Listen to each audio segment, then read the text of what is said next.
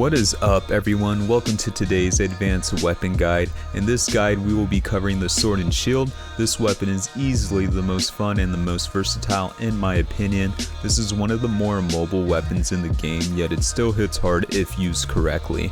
I'll be leaving timestamps in the video so that you may skip anything you may already know. Feel free to add anything that I didn't cover in the comments, and if you have any questions, feel free to ask and I'll be sure to answer. Enjoy the video everyone. So first let's learn how to do the basic sword and shield controls. With your weapon sheath, press X while pointing in a direction to perform an advancing slash. This move is a switch skill move, but we will cover the other move later in the guide. Press X 3 times to perform the basic sword and shield combo. This combo performs 3 slash hits and throws in a shield bash hit, which can inflict stun damage if landed on the head of a monster. Press A 3 times to perform the spinning rising slash combo. This combo performs 3 slash hits and is one of your strongest combos. Press A 3 times while pointing in a direction with your left stick to perform the hard basher combo. This combo does stun damage if performed on the head of a monster, which can knock out the monster if you do enough stun damage to the head. One thing to note is that when you use your shield attacks, you don't lose any sharpness, which is key because that retains our sharpness levels. Also, this combo is a switch skill move, and we will cover that other move momentarily.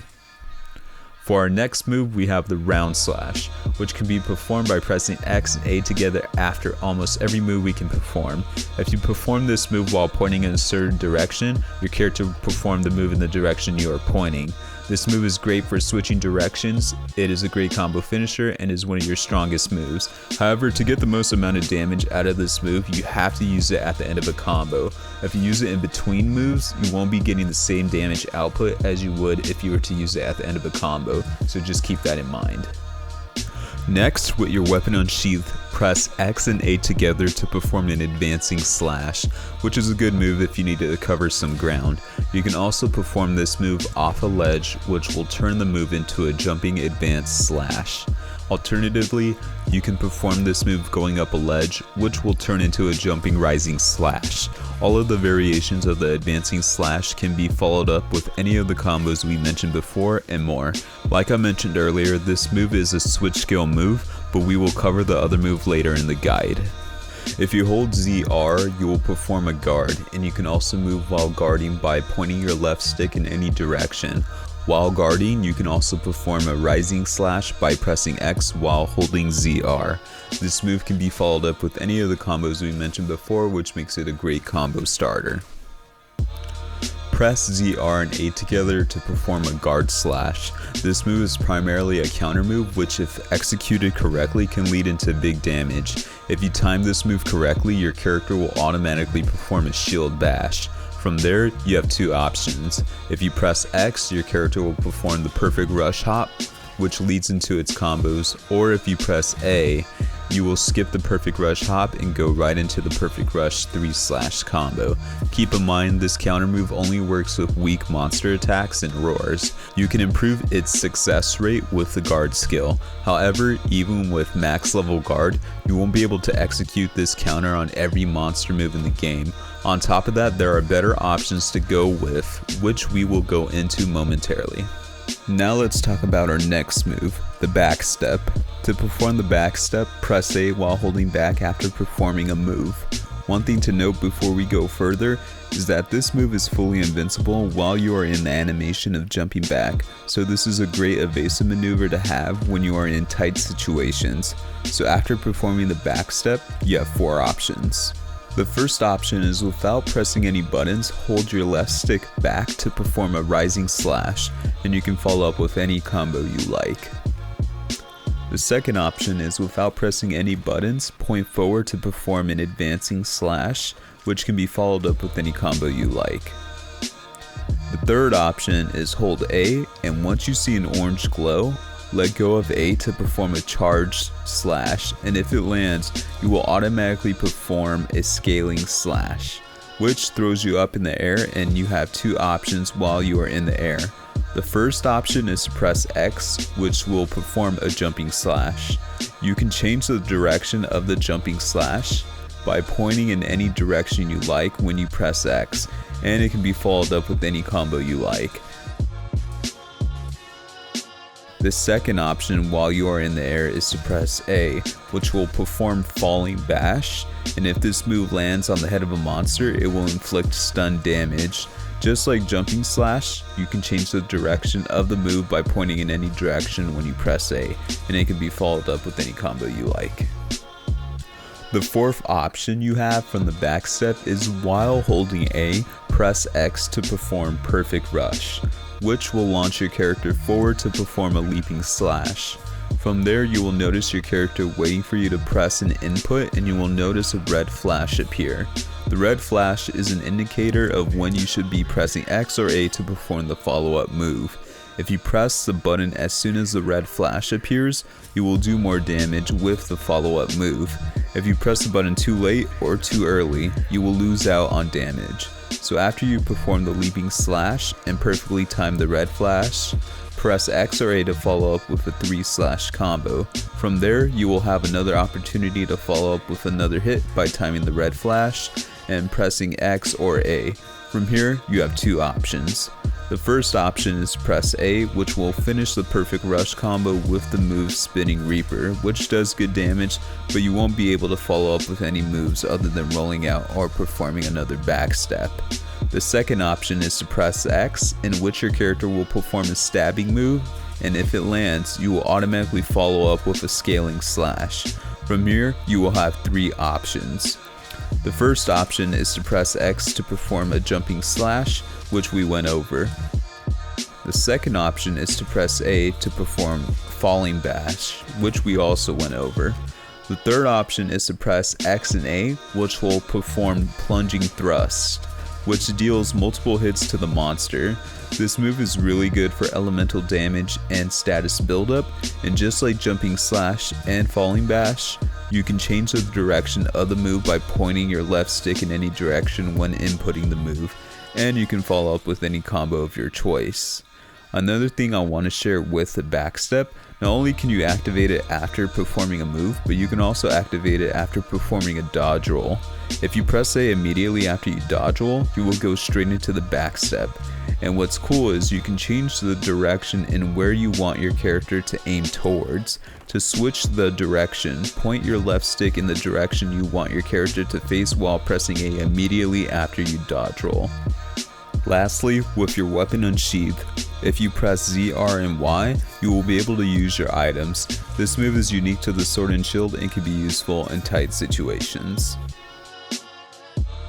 So the first SILKBIND move we have is Falling Shadow.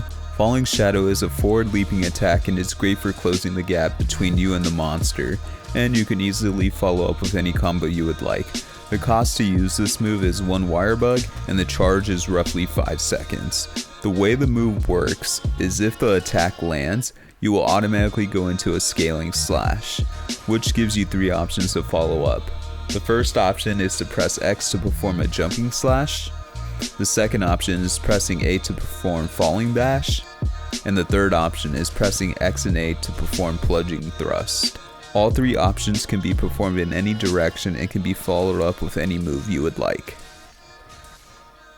Now let's say you know you're going to miss that first initial hit once you initiate Falling Shadow. You could always cancel the move by pressing X and A, which will perform plunging thrust. You can change the direction of plunging thrust by pointing your left stick in the direction you want to aim so you can follow up with the combo you like. Our second SILKBIND attack is Windmill. This move uses your iron silk to swing your blade around and deals multiple hits, which makes it great for elemental and status weapons. However, this move does take away a lot of sharpness, so just be aware of that. This move is fully invincible when activated, so not only can you use it as a combo ender, but also as a counter. The cost to use this move is 2 wire bugs, and the charge is roughly 20 seconds. Our third SILKBIND attack is Metsu Shoryu Geki. I'll dive more into this move in the switch skill moves section. The first move that we can switch out is the hard basher combo with the drill slash combo. The drill slash is a multi-hit attack with tremendous potential when combined with elemental or a status weapon. It has the same input as a hard basher combo, which is pressing A 3 times while pointing in a direction. The drill slash combo does do more damage than the hard basher combo, however, you lose out on dealing stun damage, which means you won't be KOing the monster as frequently as you would with the hard basher combo, and you lose quite a bit of sharpness when performing this combo. The second move we can switch out is the advancing slash with the sliding slash.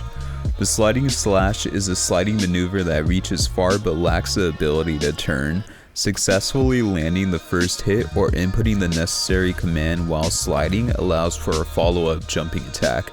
The sliding slash has the same input as the advancing slash, which is pressing X when the weapon is sheathed or pressing X and A when the weapon is unsheathed. So the way this move works is if the first hit lands, you will automatically go into a scaling slash, and from there you have the option of pressing X to perform a jumping slash or pressing A to perform falling bash.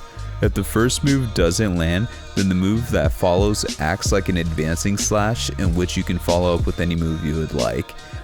What you can also do is, if the first part of the move doesn't land, you can press A, which will perform a jumping rising slash, and while in the air you can press X or A to perform jumping slash, which can be followed up with any move you would like.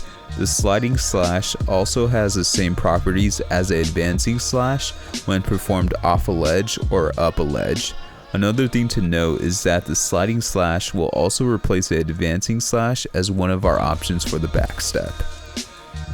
The third move we can switch out is our windmill SILKBIND attack from Metsu Shoryugeki. This move is a counter jumping wirebug attack that uses your shield to uppercut your target. This is a very effective counter move, and if executed correctly can deal lots of damage and can KO a monster if the move lands on the head. The input is the same as windmill, and you have two moves you can follow up with after executing the uppercut animation. The first option is to press X, which will perform plunging thrust. And your second option is to press A, which will perform falling bash. And the key difference between the two SILKBIND moves is that windmill is more forgiving than Shoryugeki, but Shoryugeki deals way more damage. You also have to make sure that you counter a monster's attack directly in front of you, because the counter won't activate if you get hit from the sides or behind. On top of that, the wirebug charge time is longer, so you have to make it count when you use it. The cost to use this move is 2 wirebugs, and the charge is roughly 26 seconds. Hard basher combo versus drill slash combo. Which one should you use? If you're using a raw damage build, I recommend using the hard basher combo.